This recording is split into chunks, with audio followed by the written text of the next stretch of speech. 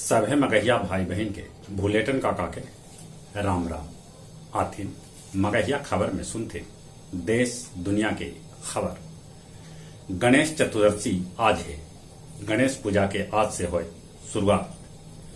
पाकिस्तान सीमा से 40 किलोमीटर दूर NH 925 पर वायुसेना के विमान हरकुलस C-130 उतरा।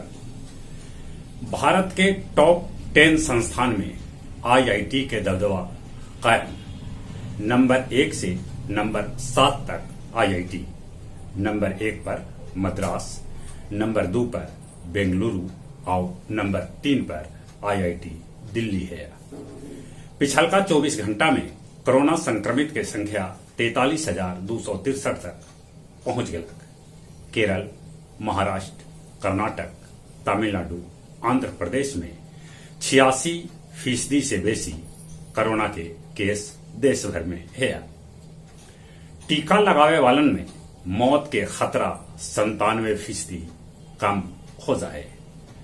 पर्यटन के बढ़ावा देवेले मंदार पर्वत पर रोपवे के निर्माण कार्य पूरा हो गया। उद्घाटन के बाद जो हाल है। फोर्ड भारत में कार के निर्माण बंद करत। राज्यसभा के 7 सीट लेल उपचुनाव 4 अक्टूबर के करावल जाए। हरियाणा सरकार गन्ना के दाम प्रति क्विंटल 12 रुपया बढ़ा दिलक। मोतिहारी में कोचिंग जाई 3 गो छोटे छोटे लड़कन के डूबे से मौत हो गया।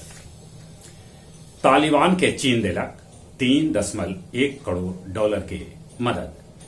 तालिबान कहलक महिला सभे के काम खाली बच्चा पैदा करना है।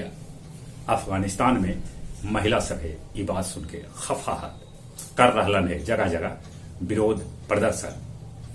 उन्हें तालिबान विरोध प्रदर्शन पर भी अंकुश लगा दिलक है। अमेरिका में एक हफ्ता में 2.5 लाख लड़कन कोरोना संक्रमित हो रहलन है। अंतर्राष्ट्रीय अंतरिक्ष स्टेशन में आग लगे के अलार्म बजल। ये घटना रूस निर्मित ज्वेंदा में हुई।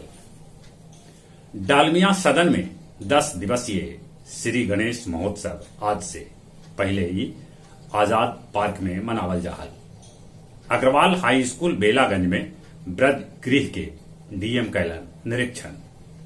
वजीरगंज में 80 कार्टून विदेशी दारू लदल पिकअप वैन पुलिस जब्त कैलक। टेकारी में नेहरू युवा केंद्र फिट इंडिया फ्रीडम रन के कैल आयोजन। हड़ताल के चलते गया शहर के स्थिति खराब। जगह जगह लगल है कूड़ा के अंबार। और अब कुछ खेल के समाचार। भारतीय क्रिकेट टीम कोरोना मुक्त। इंग्लैंड के साथ 5वां और आखिरी टेस्ट आज से। प्रधानमंत्री नरेंद्र मोदी पैरा ओलंपिक दल के सदस्य के कैलन सम्मानित। मुक्केबाजी लेल कमेंट्री करतन अमेरिका के पूर्व राष्ट्रपति डोनाल्ड ट्रंप। ब्रिटेन के 18 वर्षीय एमा राडुकानु US ओपन के सेमीफाइनल में पहुंचे वाली महिला क्वालिफायर बन गए। जहां तक मौसम के सवाल है, आसमान में बदरी है, पानी होने की संभावना है। अपने सगे से निहोरा कोरोना से बचे ले मुंह और नाक पर मास्क लगाते, सोशल डिस्टेंसिंग के पालन करते, दिन में 3-4 बेर हाथ निमन से धोते। उम्र जे 18 बछर से ऊपरे है तो कोरोना के वैक्सीन जरूर लेते। अपने सगे के एक बेर फिर से भूलेटन काका के राम राम।